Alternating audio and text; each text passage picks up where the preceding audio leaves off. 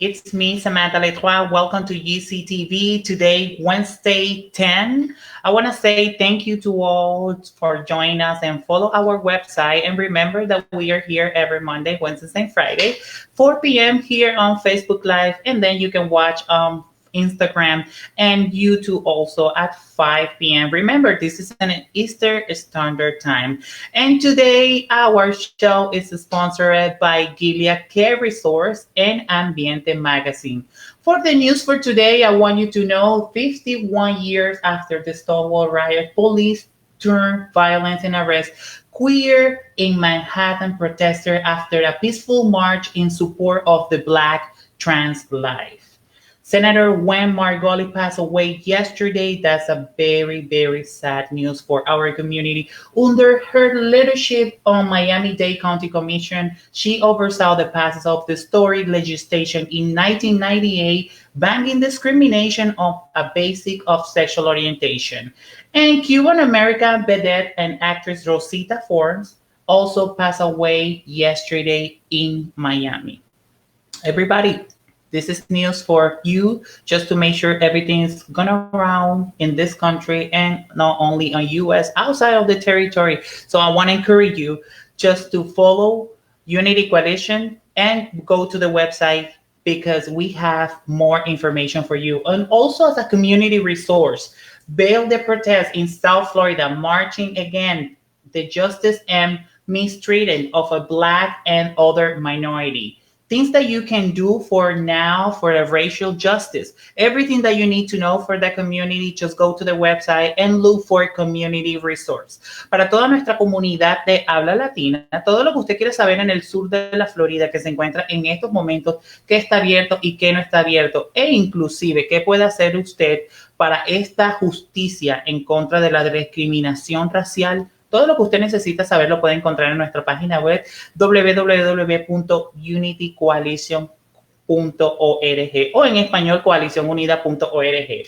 Today, our show, we're going to have an amazing guest, two handsome men. First of all, let me tell you, they're handsome, but they do very important things for our city. Commissioner Michael Gongora and his memory about the Senator Margolis. So yes, we're going to talk with him about everything that he knows about her and a special friendly that they have together. And also the Day is show in Miami, a documentary produced by the handsome Joe Cardona. It's about the LGBT rights in the 1977 Anita Bryant campaign in Miami-Dade County. Everybody, we are just ready just to have our guest today, and we cannot wait just to say thank you to Her Sosa for help us to do this, and Michael and Joy. Guys, welcome to our show UCTV today, Wednesday.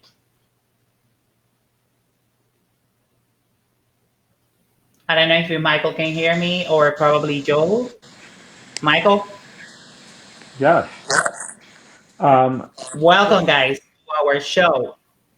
Thank you. Thank you very much. We're excited to be here during Pride Month, such an important month for our community.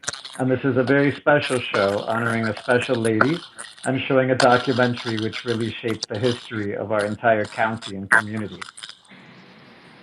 Um, Yes, absolutely. Michael, let me start with a quick question. How do you meet the Senator Margolis? I met my friend, Senator Margolis, back when I was president of the Miami Beach Latin Chamber of Commerce through our friend Grace Calvani. And Gwen took a big interest in me. She always told me that I was going to do something in politics, which I told her she was crazy. I never thought that I was going to end up here.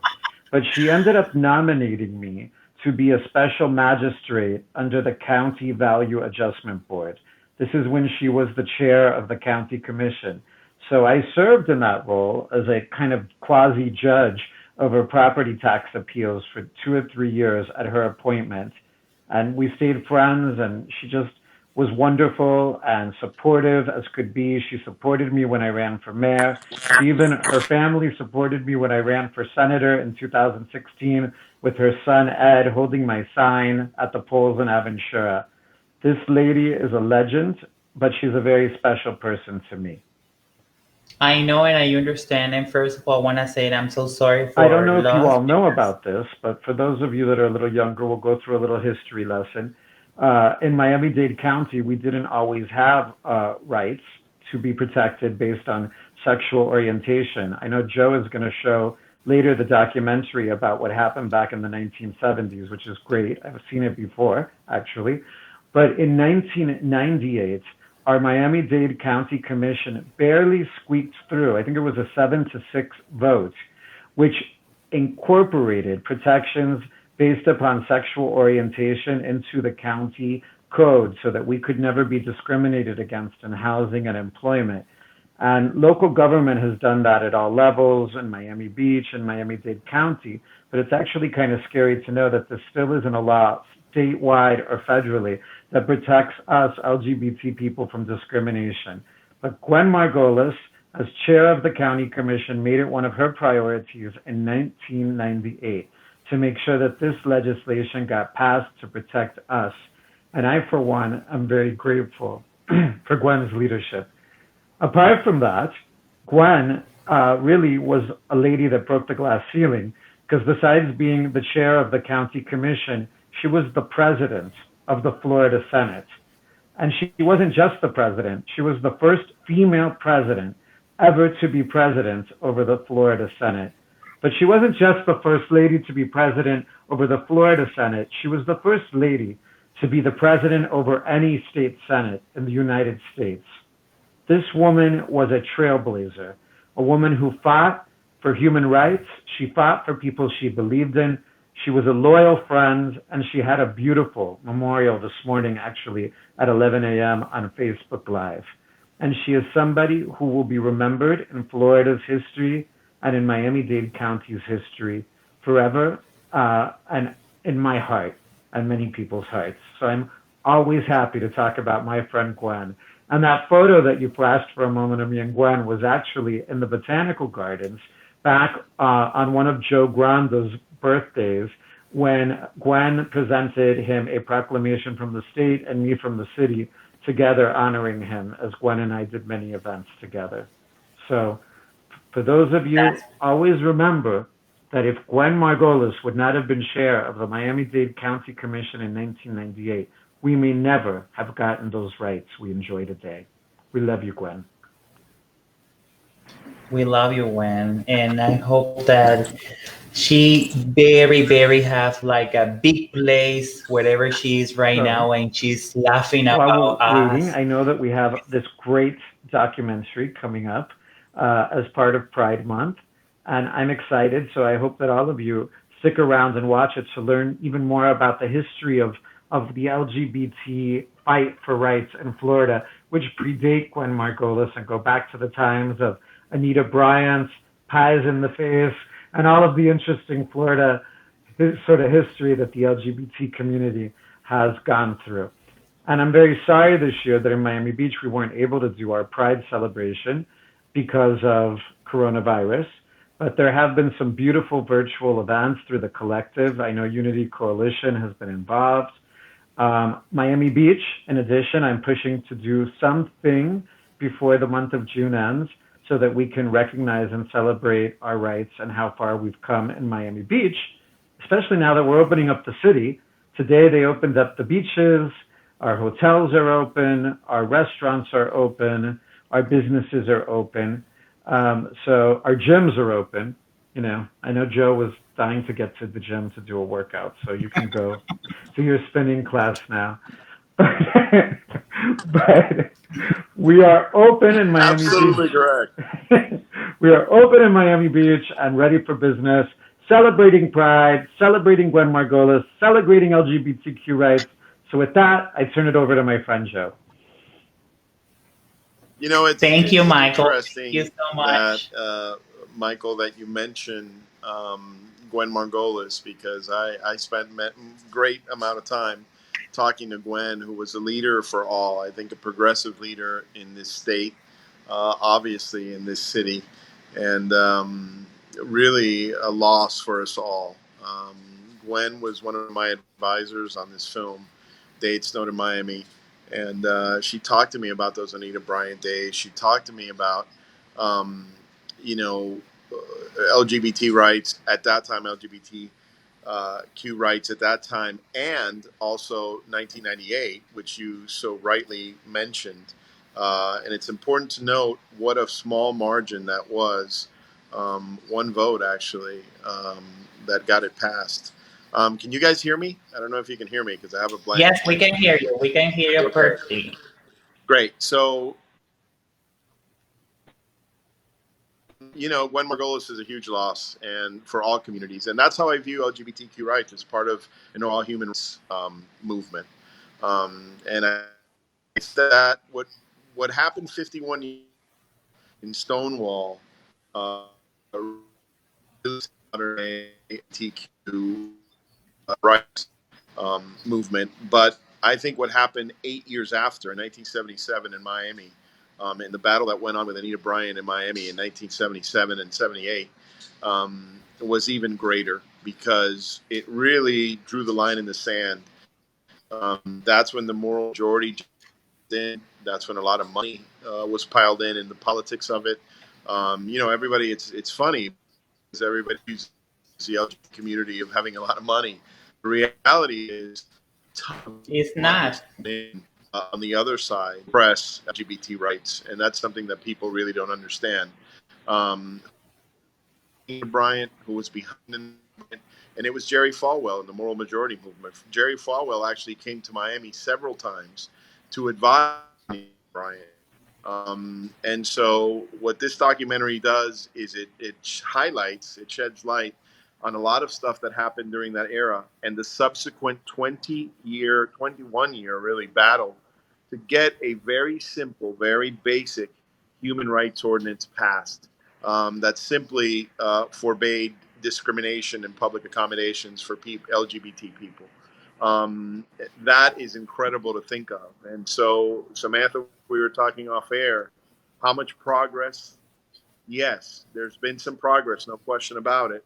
But I think we have a long way to go as a society. And I think the trans movement, is still lagging way behind in terms of how our society views the transgender community. So I think we have a long way to go. There's still a long way, a lot of issues to put on the table and to really educate people. And I think that's Absolutely. the best way. And that's why this film, I think, helps because it helps educate people.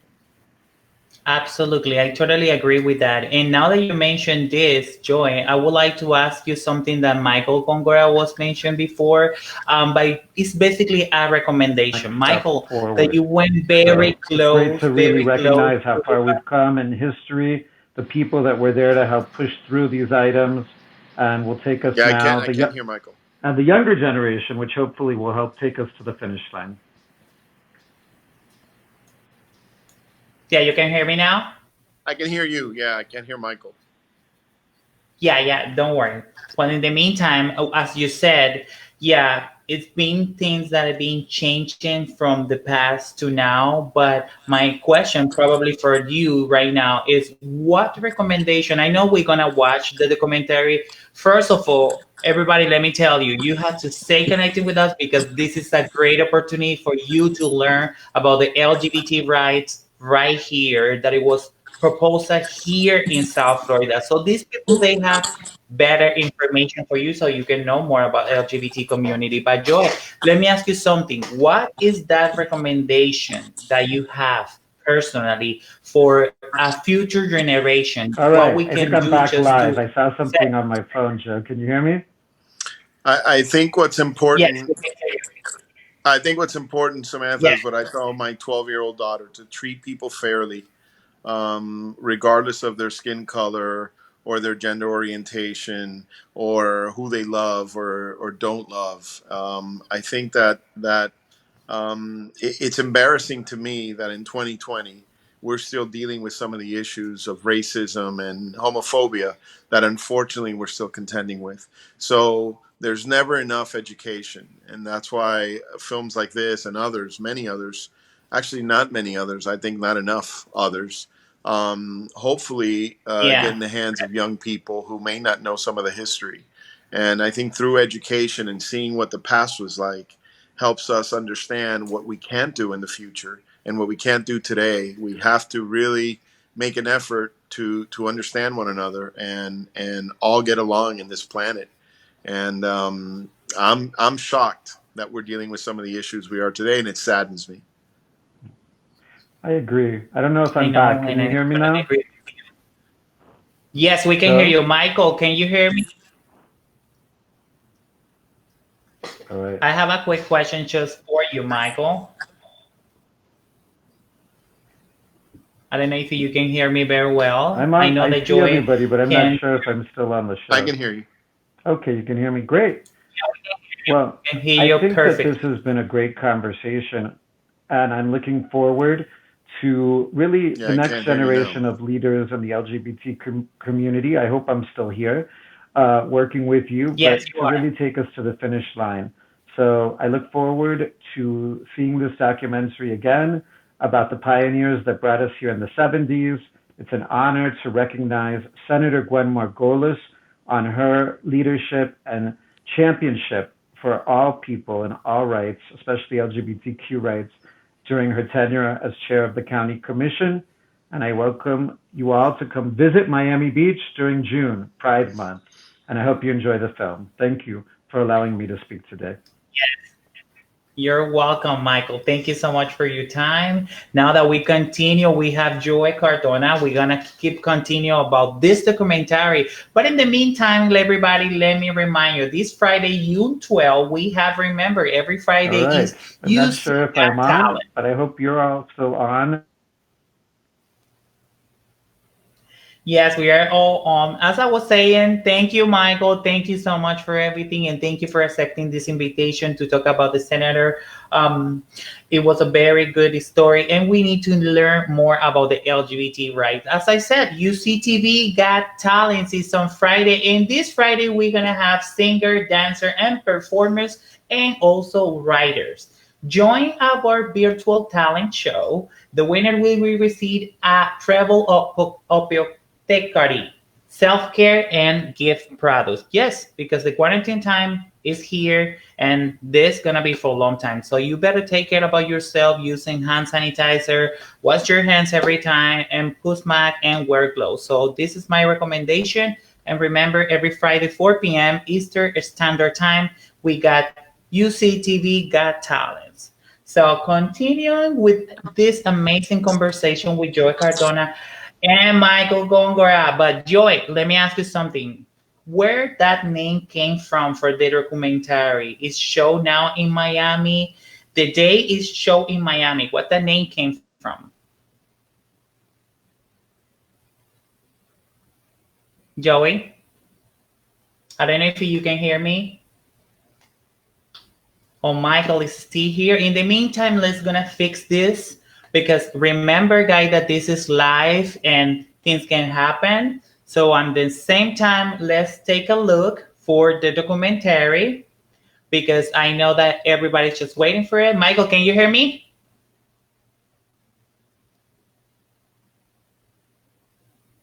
I know that can you hear me, but let's take a look to the documentary and please, if you want to know more information about the LGBT rights, we are here. Joy, can you hear me Yes, now? I can hear you. Oh, okay, perfect. I'm happy. Yeah, my question was like where that name came from. It's the day is shown now in Miami. What's the name?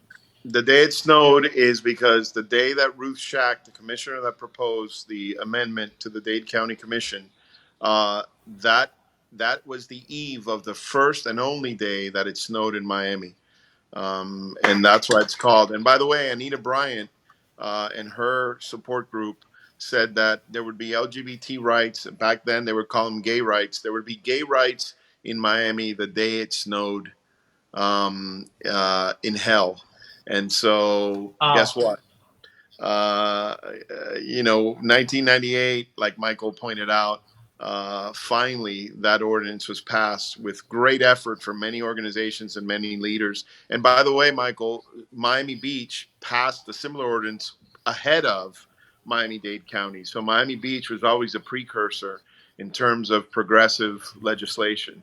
So, and I think still is the case in Miami-Dade County. Miami Beach is leading the pack on many issues. Yes, it is. So congrats to you and the commission, Michael, and let's hope that we keep going in a progressive way.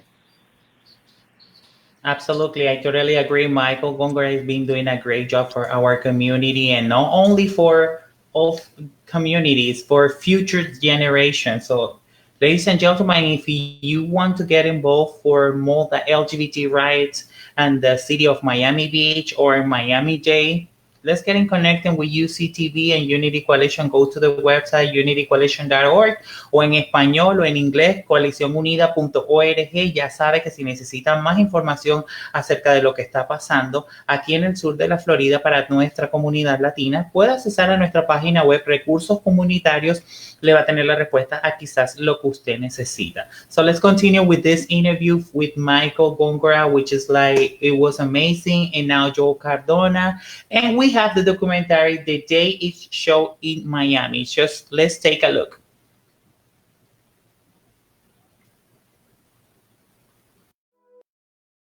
Jewish community, the Catholic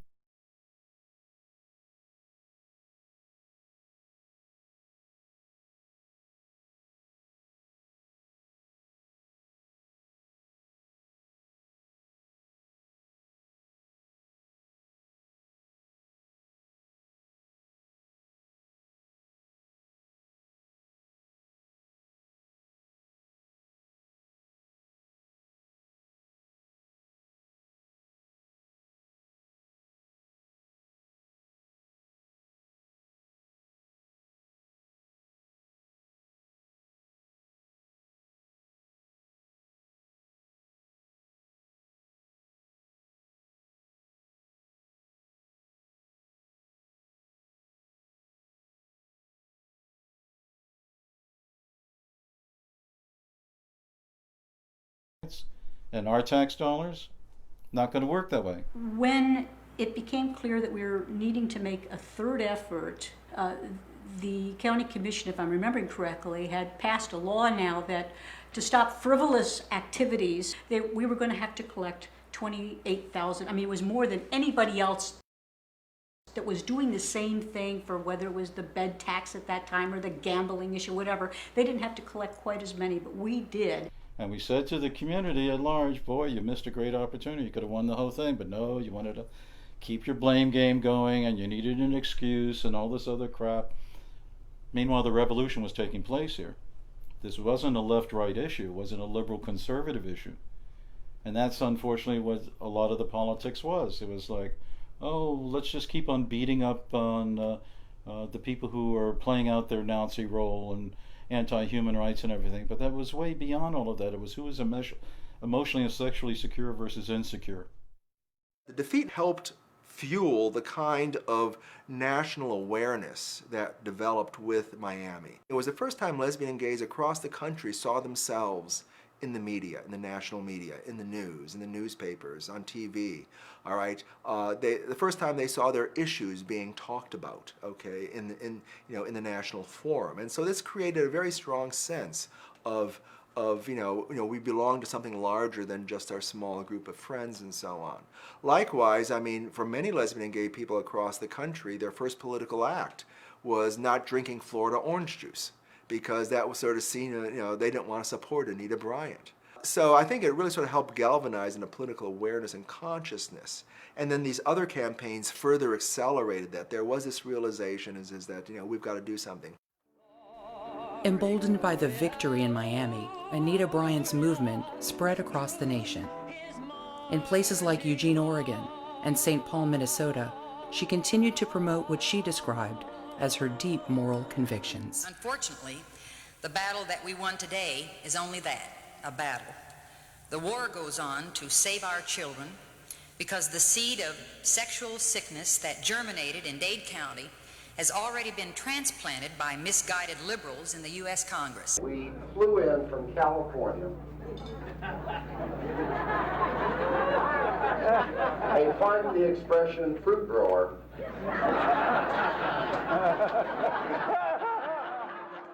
The triumph in Miami also lent credibility to a growing conservative mindset that would later evolve into a political force known as the moral majority.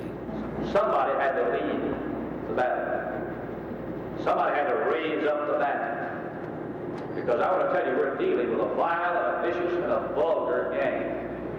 They kill you as quick as look at you. If you don't think that, you don't know the enemy. The reaction to Anita Bryant by the gay community was strident and overt. In Des Moines, Iowa, Bryant and her husband, Bob Green, were the targets of a hostile reaction by a gay demonstrator. Because if you don't flaunt it, who's going to know you're homosexual or not, you see? What they wanted to do was to flaunt it. It applied to... Security agents, security agents. No, let him stay. No. Let him stay. Well, at least it's a fruit pie. Huh. Let's pray. Let's pray for him right now, Anita. Let's pray. Anita, why don't you pray?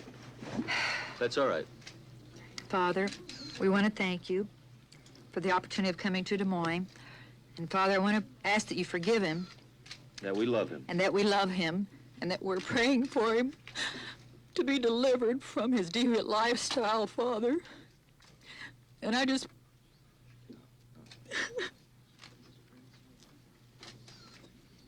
We forgive you, and we love you. Gay organizations throughout the country orchestrated a boycott of Florida orange juice, the product Bryant endorsed. They always say there's no such thing as bad publicity. Well, guess what? That's not true. There is bad publicity.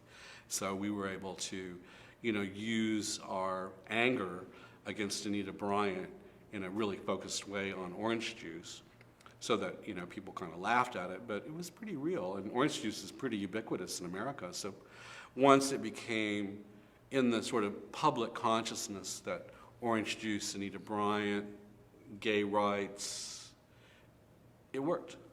They're coming, attacking my livelihood, and it's it has undermined a 10-year relationship with Florida Citrus of goodwill. But I feel very strongly, and I have great faith in God that He's going to take care of me. I'm not afraid.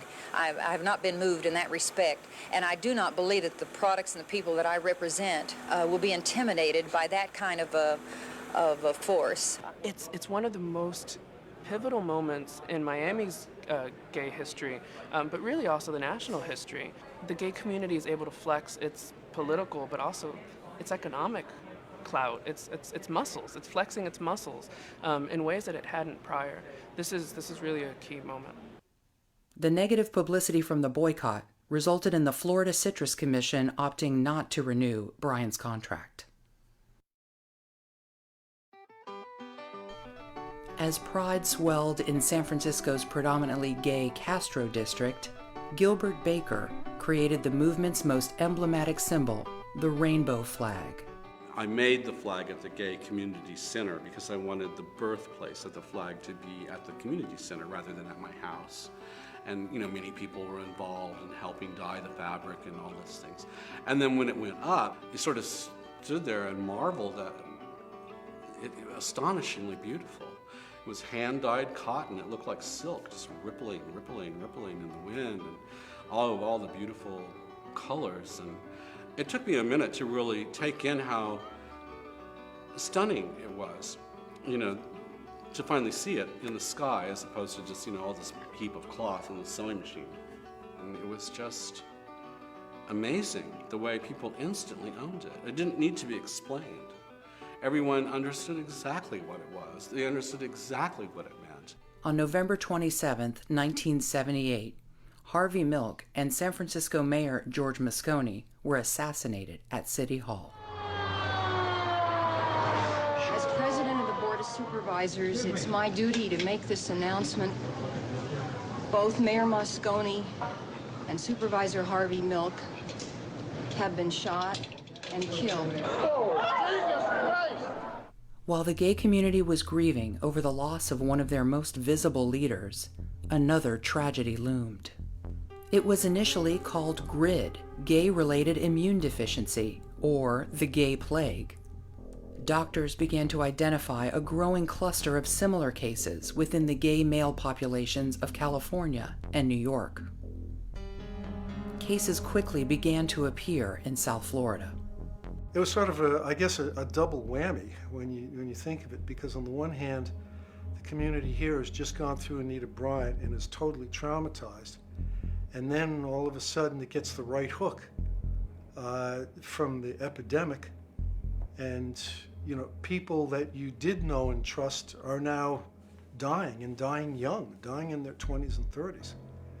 And there's nothing being done, which that's why things like HCN started up. There was no government assistance. There was nobody there to help or to do anything.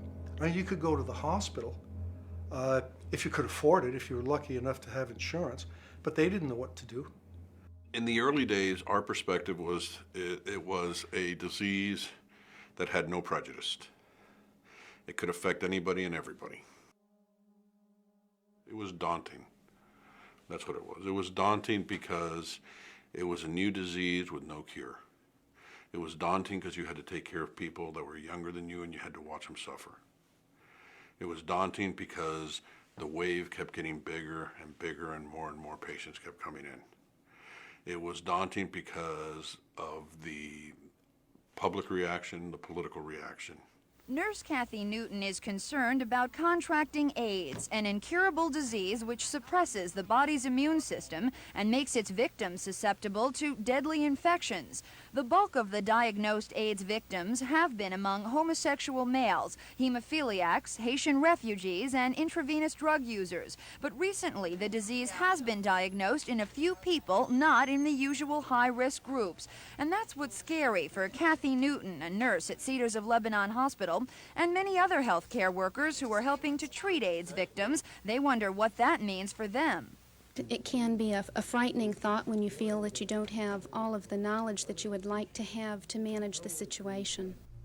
By 1982, the mysterious disease had a new name. It was now called AIDS, Acquired Immune Deficiency Syndrome. Its effect on South Florida was devastating.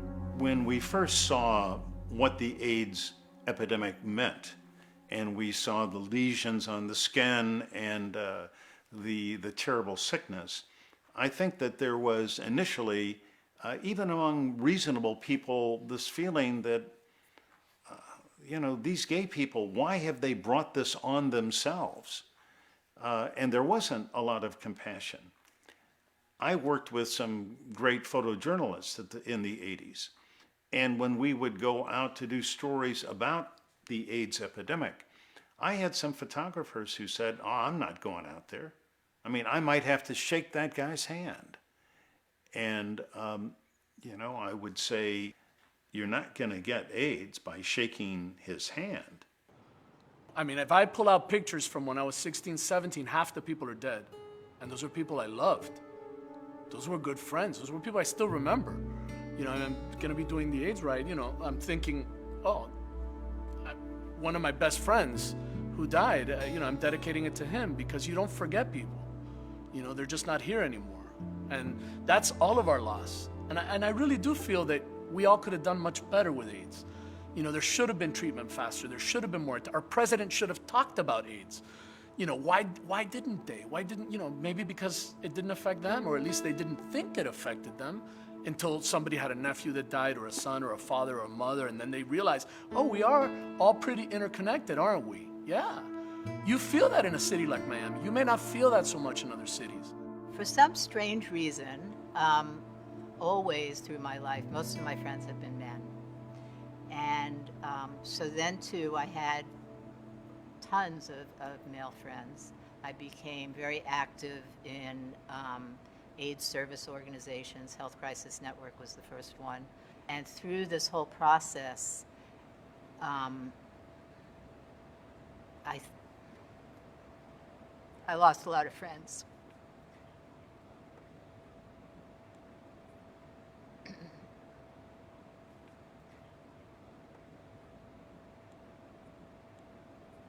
And we used to go caroling and stuff, especially during Christmas, to all the hospitals and hospices, and it was very hard to see so many young people lose their lives. You know, sorry. It was just such an epidemic. You know, people weren't aware that the severity of it. And you would see so many young people suffering because there was nothing that could be done for them. AIDS was very personal for me. How can it not be? I lost a huge chunk of my support system, of my friends, and certainly of my community. And I think that a couple of things played into that. I mean, the stigma that was involved with you're dirty, you know, you were promiscuous, you were a drug addict, just wasn't the case, at least in my circle of friends. I lost very talented, vibrant, healthy, wonderful individuals that I literally saw deteriorate before my eyes. This was a time when medication was, almost non-existent. To me, Miami is death. There isn't a block of South Beach that I can go to that doesn't represent a memorial service, a house where somebody was sick who I knew and interviewed, Overtown, Liberty City. I can't go to the Design District because that's where Body Positive was. Jackson, to me, is the AIDS ward.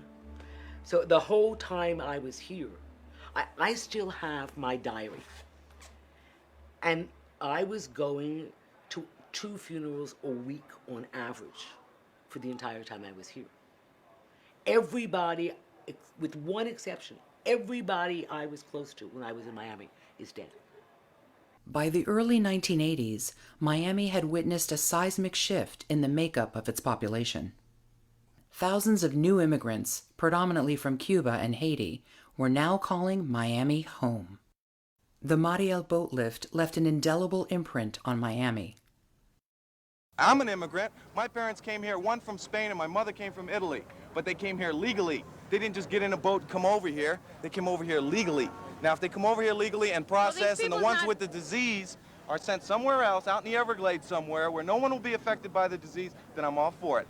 Among those that were deemed criminals, or in some ways criminal, they were criminalized in Cuba, were the homosexuals. So when they come to the United States finds itself in a really odd position. That is, that they have this sort of imperative policy of welcoming anti-communist dissidents, right? It's this really heated moment in the Cold War. What do we do with all these people? They're fleeing communism, they're refugees, whatever they may or may not be, right? But to Castro, they're lumpen proletariat. So on one side of the Florida Straits, they're dissidents, and in the others, they are these lumpen, right? These sort of dregs of society. And then you have this long history in the United States, really from 1917 all the way to 1990, where the United States immigration policy is to exclude homosexual aliens from entering the country. But because you have these people fleeing communism, what are you going to do with all these homosexuals? So the United States ultimately implements this proto-don't ask, don't tell policy in immigration. That is, we will no longer ask whether or not someone is a homosexual if they're trying to enter the country. And it was really a pivotal moment, a really major reform in immigration policy for the United States. They landed here at the worst possible time because people began to talk about this kind of gay disease in Miami in about '83. So you come from this very repressive society, you move to South Beach probably, you go crazy just as there is a virus going through the community. And if I went back and tried to redo the story now, how many of the gay men of Mariel are still alive? I'm guessing that 80% of them are dead. Among the families that arrived during the Mariel exodus was that of Pedro Zamora, who gained national exposure on the MTV reality series The Real World. Llegamos aquí a Miami el 30 de mayo de 1980. Mi padre, mi madre, que Dios la tenga en la gloria, mi abuelita, que ya murió también, yo, la hermana mayor, Jesús y Pedro. Y empezamos una vida nueva, diferente, bien dura, pero con la alegría cuando llegamos, teníamos mucha alegría del sueño americano, y mi madre se enfermó de cáncer y murió en el año 85. Quedándome yo con la responsabilidad de nunca haber sido madre, pero sintiendo el amor de mis hermanos, y junto a mi padre y a mi abuelita pudimos echarlos para adelante y criarlo.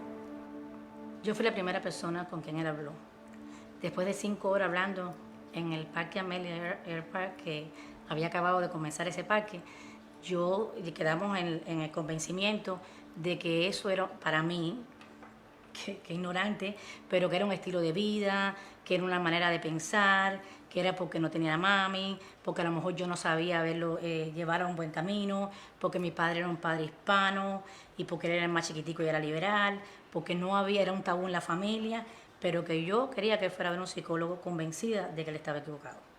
Cuando lo llevamos a un psicólogo, él, de la primera visita, cuando me vio a mí me dijo, mija, te quiero y te conozco, pero estás totalmente equivocada. Pedro sabe lo que es, sabe lo que quiere ser, sabe a dónde quiere ir y cómo quiere ir.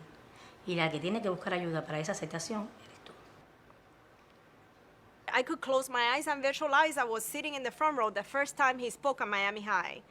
And I could see the faces and the changes in facial expression of the kids that were there. Many of them had not come out of the closet.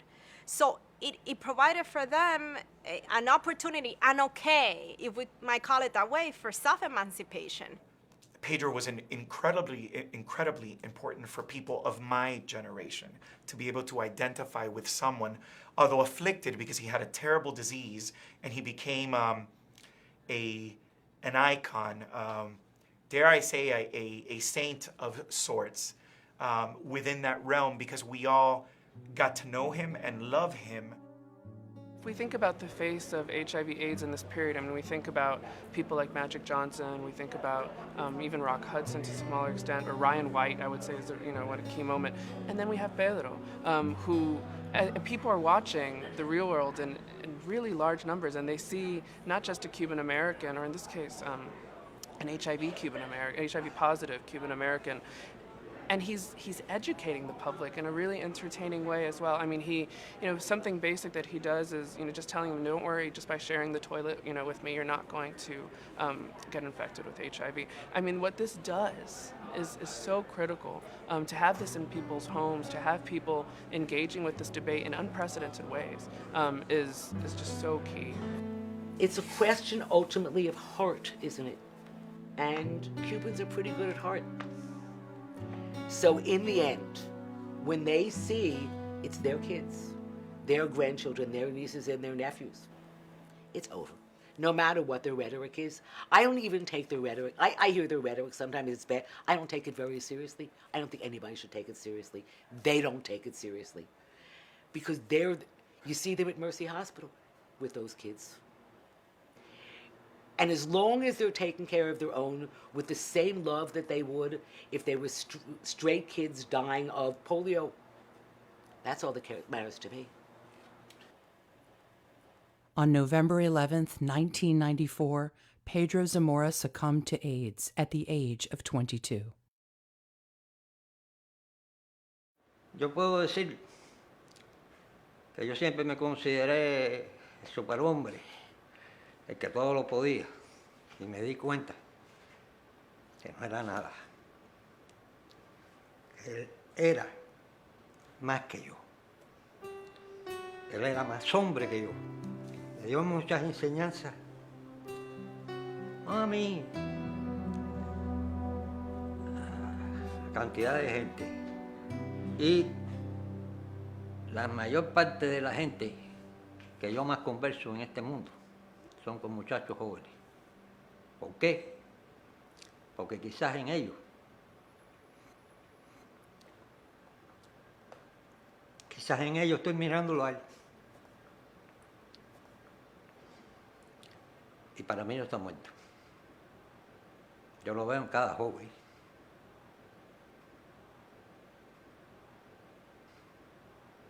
AIDS changed everything because America's illusion that the only people who were gay were these few furtive people that they didn't know and weren't their friends and weren't their sons and weren't their brothers and weren't their brother-in-laws. That illusion collapsed in this very short span of time. All of a sudden, this person who was sitting next to them in their office for 10 years, and they really liked and they were friends with, they found out was gay. And they were like, oh, wow, he was gay? And I thought all gay men were like fey and and crazy and irresponsible, but I know this guy, he babysat for my kids for years, and you find that out when the person is on their deathbed. At some point as a community, we reached rock bottom and said, okay, enough. Because if we're dying and you hate us and nobody gives a hoot, then screw you and the horse who rode in and we're fighting back. The AIDS epidemic made the LGBT rights movement what it is. You know, you watch beautiful young men wither in front of your eyes. And I mean, it was that fast. It was that decimating. And, you know, institutions like Health Crisis Network and GMHC were created to take care so that our community could care for our own. And, you know, we made up some pretty cool things. I mean, you know, a lot of circuit parties were fundraisers.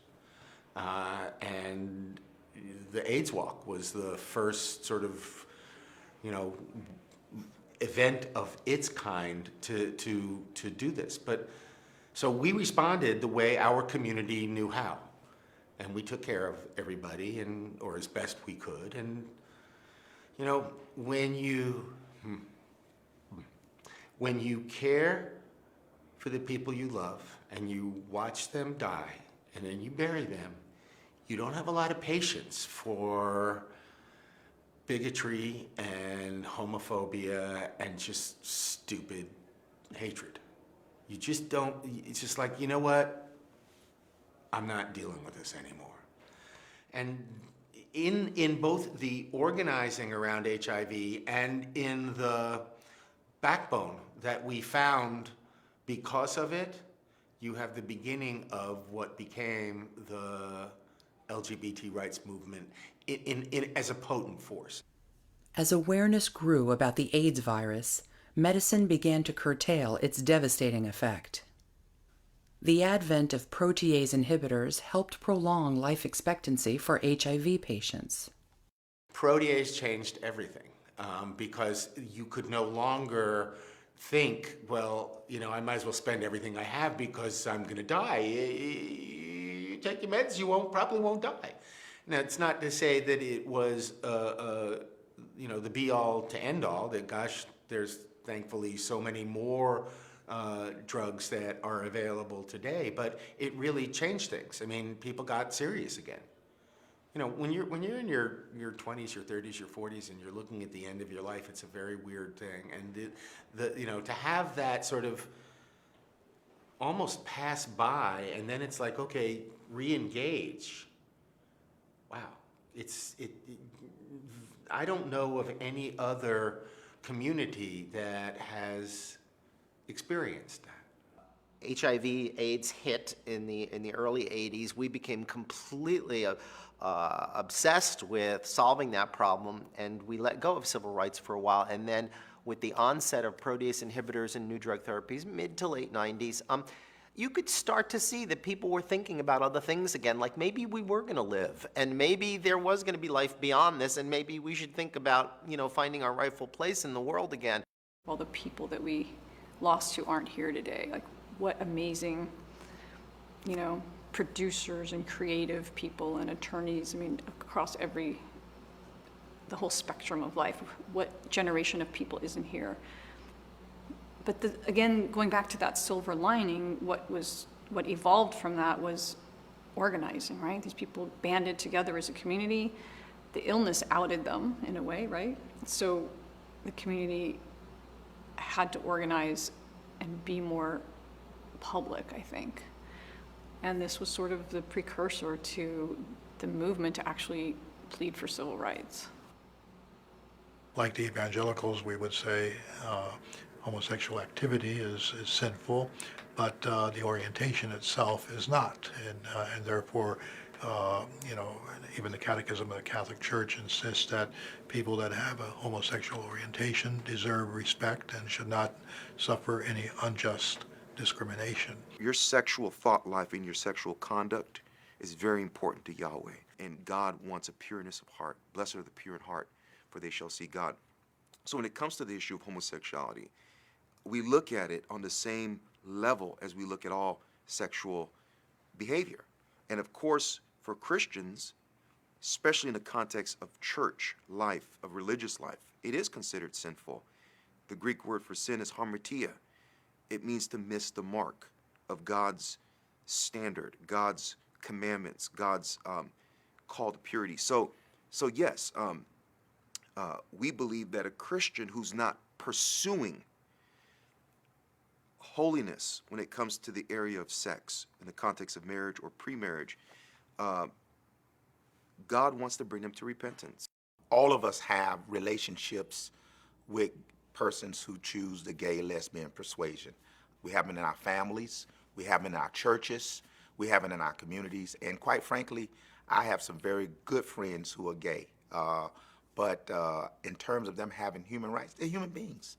And we have to make the distinction of, and this goes for any sin, okay? We have to make the distinction that I believe Christ made. Theologically, he said, in so many words, we hate the sin, but love the sinner. There's definitely an incongruence in the sense that how could you isolate the individual from his or her urges, compulsions, natural tendencies, what his proclivity? It would be dehumanizing. You cannot have a suppression, be it by the government or by any other entity, that makes an individual go through life in an inhibited state, afraid to express who he is or how he is. And it's a matter of respecting. Who am I? I think that Pope Francis best expressed it when he said, who am I to judge you? Who am I to impose my values on your life and restrict your ability to live your life to your full potential? In 1992, a group of gay activists in Miami Beach helped pass an ordinance prohibiting discrimination on the basis of sexual orientation. The issue of gay equality was once again on the political agenda. As I knew we had the votes on the commission, we were going to pass this thing. But I wanted to pass it without having another Anita Bryant. And I knew that we were not going to get, like the Catholic Church, or I think it's St. Patrick's Parish on the beach, or the Orthodox Jewish community to support us. It wasn't going to happen. But what I did want was them to not oppose it. That was all. Just don't oppose it. Let us pass it. Right? Now, if everything goes south after that, if suddenly the town turns into Sodom and Gomorrah, children are, ritually seized and converted and things like that, then it's another story, right? But we don't think that's going to happen. We think that this is going to make the city better and make it more attractive for visitors and everybody else, and much more open, much more diverse. And all of these things are good. 1 year after the Miami Beach Human Rights Ordinance was approved, SNOWED was founded to continue to promote full equality for lesbian, gay, bisexual, and transgender, or LGBT, members of the community. At that time, what you would normally do, you made arrangements so that you would leave to New York or San Francisco. You knew you were not going to stay in Miami. Most people I knew that were gay ahead of me were all in New York and San Francisco. You went to places that were welcoming you. And you knew that Miami was not going to be one of those places. And I think that's why, in a way, youth is important. Because my generation was like, no. We like Miami. We want to stay in Miami. The opposition to gay rights was very much like the opposition to the women's rights movement. It seemed unfair, it was biased, it was nasty, attack-oriented, or just humiliating. The very beginning of SNOWED was critical because at that time what happened was the state of Florida had a constitutional amendment that basically said it would overturn every ordinance that existed that protected LGBT against discrimination. So we decided in the state of Florida to have this meeting in Orlando. And we said, all right, let's all get up there and we'll have our agenda and we'll decide how Florida moves forward. That was, eye-popping for me because prior to that, we had passed an ordinance on Miami Beach that was kind of, the same 8 people working really hard, and it was great, and we were all very proud of ourselves, and, it was monumental in that moment. And then we go to this, what seems enormous fight at the state level, and we're underfunded, underorganized, and we kind of don't even really like each other. So we go to this big church in Orlando, and it was full.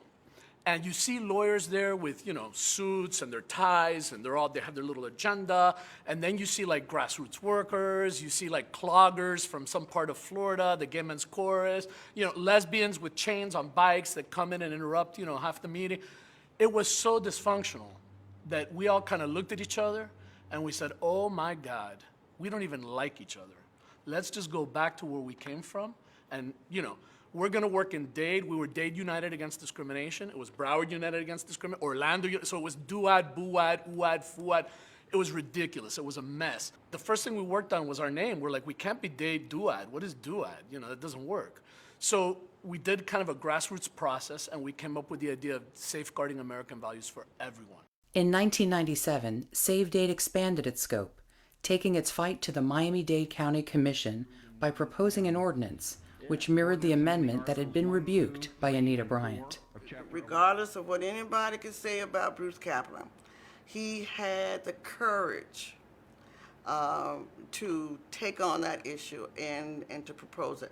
Nobody else did.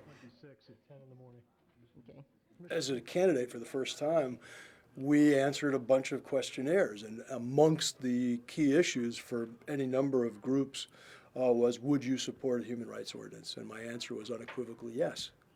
And it's something that I think that if you look at what we were doing throughout the course of the 5 or 6 years on the commission was to fulfill campaign and political commitments. And this was one of them. Political opportunism, no, because quite frankly, it was a constituency that wasn't loyal in the end, and certainly as things evolved, it was a one-issue constituency, but it was the right thing. If we could just tell them that the first vote is just to send it for public hearing, while some of us might not vote the second time for it, we'd like to hear the issue, so I want them to understand that this is these are send it off for public hearing. These are people on your side.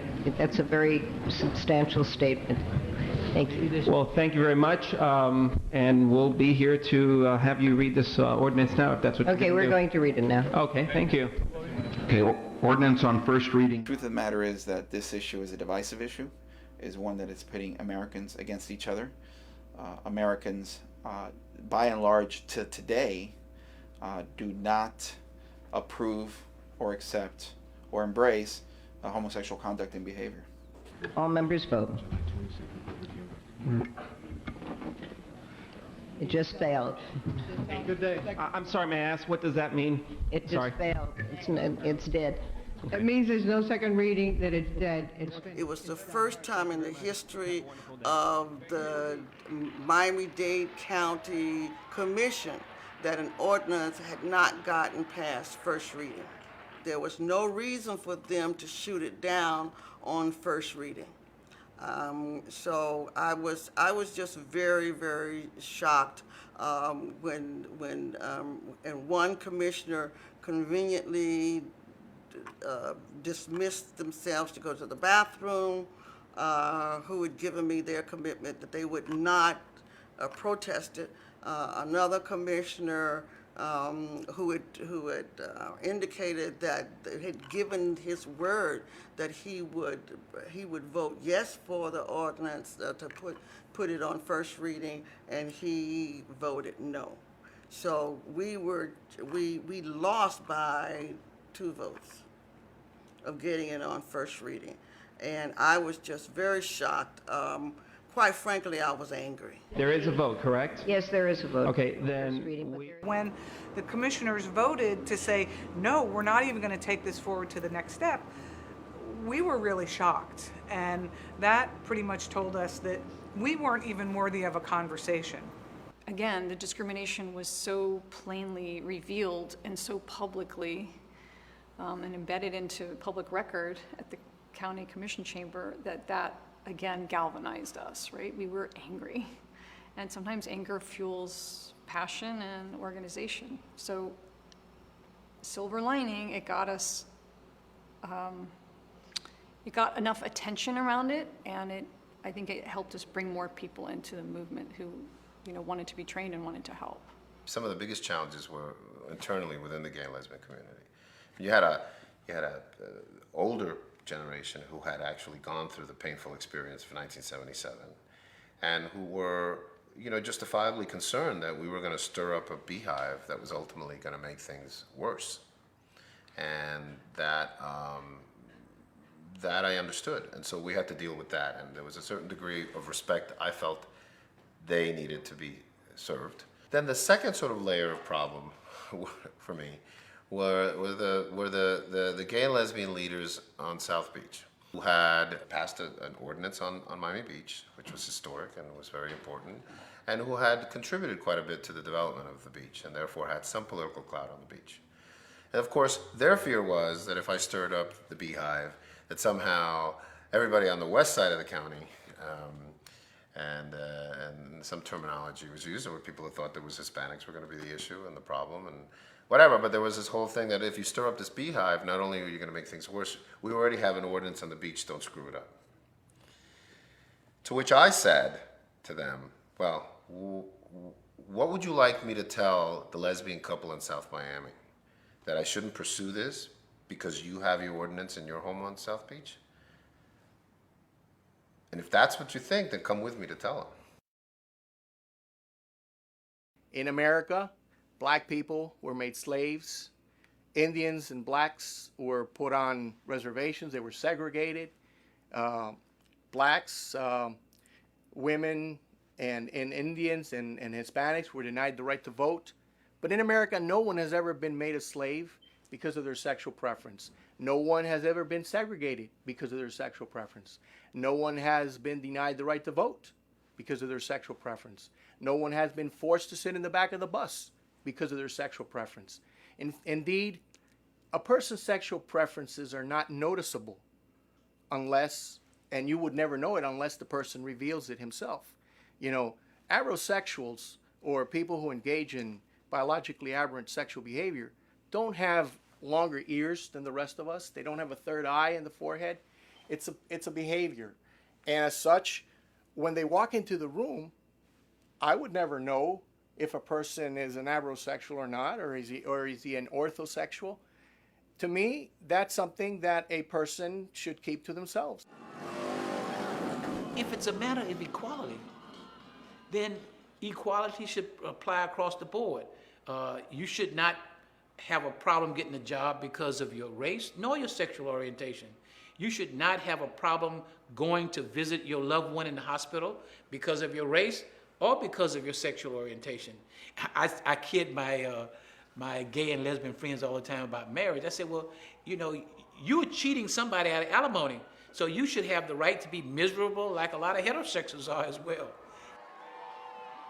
A lot of civil rights leaders are very, very selfish and protective about the words civil rights as if it relates solely to descendants of slaves. Civil rights should apply across the board to all Americans.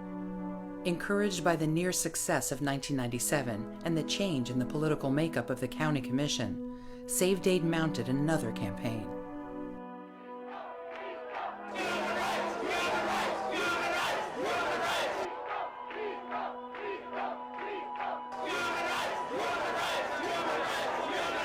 I was there in 1998, just in the same way that I would have been present 30 years earlier in the civil rights movement, just like I would have been present 30 years before that when youths were discriminated.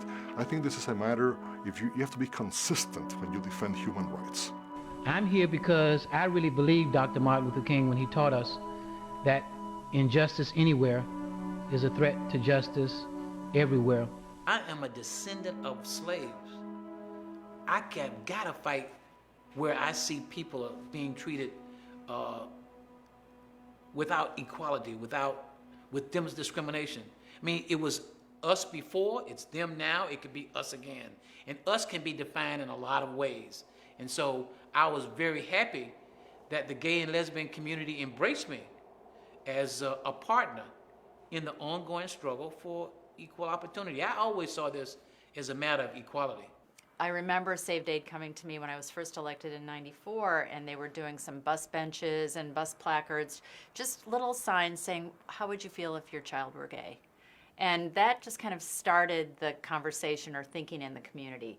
So they were ready to go in '98, and the reason they were ready to go is because they had a great organization. They had lots of people organized to pass the ordinance, and it felt so wonderful to be able to sponsor it. I stand here today by myself because my beloved partner of 17 years cannot do so because she could lose her job if she did so. This country was not based and founded upon principles of homosexuals.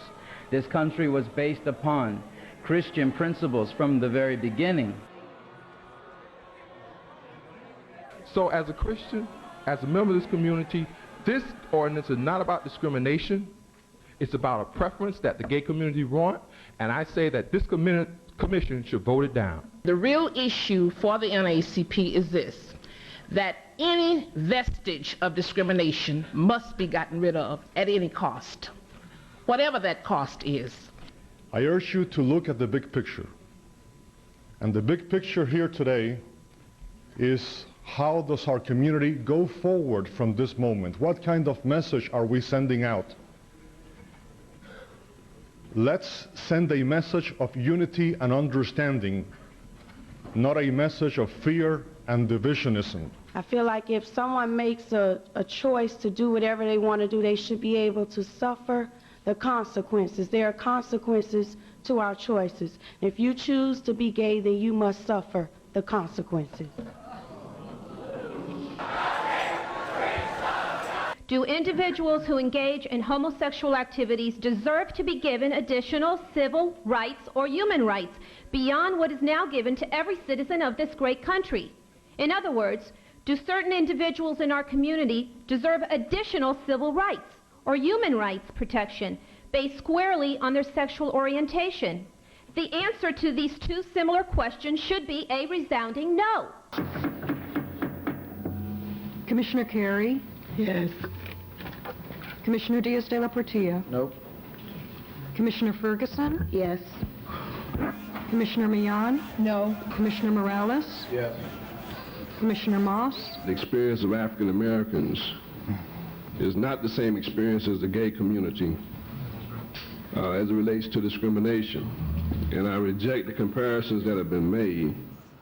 We could count 6. Pretty sure we had the 6. And when Dennis Moss started speaking, it wasn't really clear what he was saying. He's saying this isn't the same as the civil rights movement, and I'm not in favor of some of these other things, and I'm not going to vote for those other things. And I'm not supportive of anything else that may come before this commission as it relates to these issues that have been brought up. That moment when he voted, I remember sitting between GWEN Margolis and Barbara Carey Schuler, and we were holding each other's hands with our eyes closed, just hoping that his vote was going to be the vote that we wanted. And my vote is yes. Motion passed. Motion passes 7-6.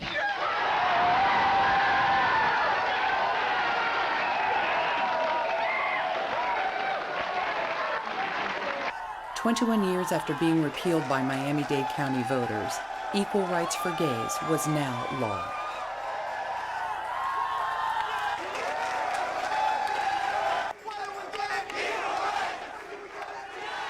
It was an important moment. I think we all knew it. I think we all felt it. And I believe that it changed the paradigm of what's possible in Miami-Dade County. I think one can argue that post the ordinance, Miami became a different place. And I think that had the ordinance not passed, I think it would have been hard to pitch Miami as this sort of international destination that somehow accepted everybody except gay people. Until that black eye of Anita Bryant was washed clean, we couldn't be that city. Once LGBT community had again been recognized, not for special rights, but just for equal rights. And then a significant piece of Miami's fairly checkered past when it comes to discrimination was put to rest. How did I feel about it? How did our community feel about it? Very simply put, we felt like second-class citizens. And the reason we felt like second-class citizens is because some of our worst fears have been realized through the enactment of this ordinance. Yes, sir! Uh-oh. Come on, bring it down.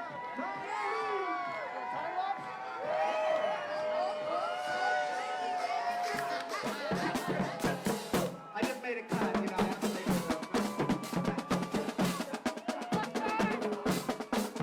Right from the get-go, the victory was ours.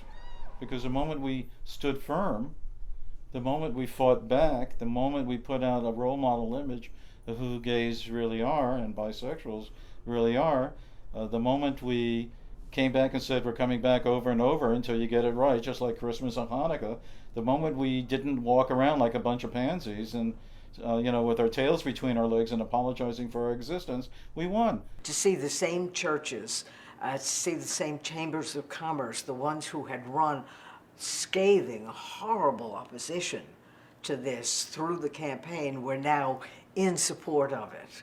So it was wonderful, and I like to think that we changed minds. I think what we have done is given birth to a whole lot of very broad-minded, very bright young people who don't see this as an issue. A bigot will be anti-women's rights, anti-black, anti-Latino, you name it, anti-gay. They pretty much are against everything they're not. And I hate to say that I'm a charter member of that not. I am white Anglo-Saxon Protestant, but I sure don't share those values. I am an American, and I stand for equality, freedom. That's what it's all about. What if it's not a nurture thing, it's nature? What if you're created gay? Your DNA, you're born that way. And so I have to consider that that's just the way God created you. And, maybe it's not a sin.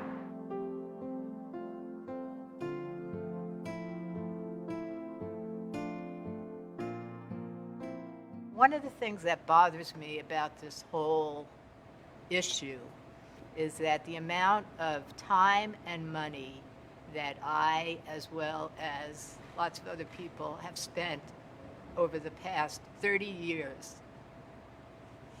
It seems so ridiculous. We could have cured a disease with all this time and money, and here we are fighting some ignorant people for us to just live our lives. The definitions of civil rights that we have already protect the homosexual in the workplace, in the public sector, in the private sector. The fact that they're male or female, that they're human, and they already have a national origin.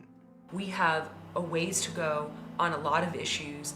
Marriage is a critical issue with regard to justice and equality for our community, but is by far not the only one, and has taken up a lot of the resources of our movement for quite some time, and many would say for good reason, and many would say to great result, but there's certainly also a lot of focus that we need to now start to shift to some other issues, and I think we're in a great place for it. But what we can't do is be complacent. We can't say, oh, we won, we're in. We're not. The trans community is still being very much left behind in a lot of our conversations, in a lot of the laws that get passed. Protections for gender expression and identity that get left by the wayside in the interest of trying to win. Well, what are we winning? We're sacrificing a very important part of our community. We're all one. We all get beaten up in the alleys for the same reason.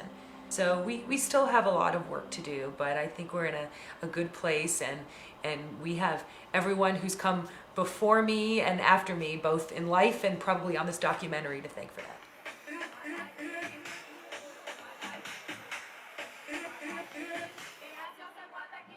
we have evolved so much from where we were just a few years ago, and I think that there's a higher level of acceptance of let it be. You live your life, I live my life, and I think that's not only true for Miami, but it's an image that we want to cultivate. We want people from all over the world to think that Miami is the place where you can be accepted for who you are, and not judged harshly because of who you love. And I think it's been beneficial for Miami-Dade County, for South Florida as a whole, to move from the Anita Bryant days of hostility and discrimination and profiling to a more open and accepting view of someone's gender identity or sexual orientation. The sweetness of full equality. My vision for the future, no little LGBT boy or girl needs to worry about going to school and not being okay to be just who they are in the moment. And that's a lot more than just legal rights. That's a social acceptance, a social recognition, an embrace of diversity that, I mean, it's kind of like, we're never gonna all be the same, dude. Stop trying to force it. Get it. We are all different, and that's a very good thing.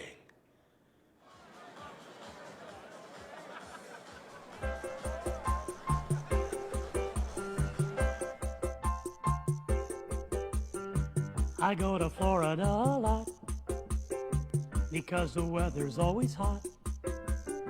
There's pretty girls and pretty boys, as many Jews as there are goys, as many blacks as there are whites, as many days as there are nights, as many straights as there are gays.